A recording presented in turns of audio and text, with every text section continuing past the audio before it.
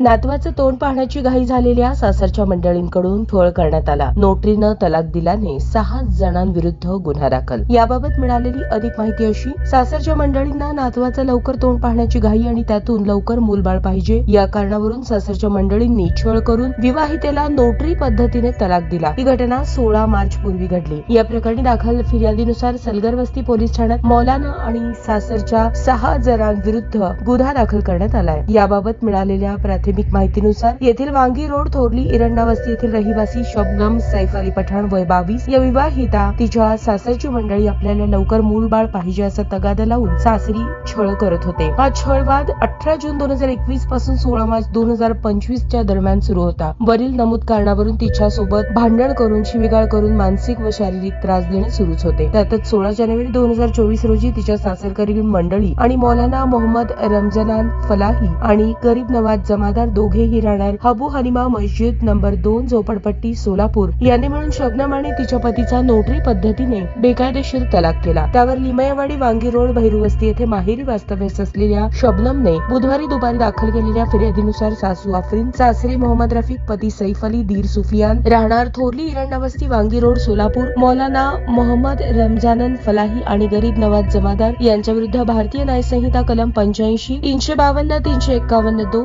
3, 5 सह महिला विवाह कायदा कलम 4 प्रमाणे सलगर वस्ती पोलीस ठाण्यात गुन्हा दाखल झाला आहे. सहाय्यक फौजदार चंगरपल्लू या गुन्ह्याचा अधिक तपास करत आहे.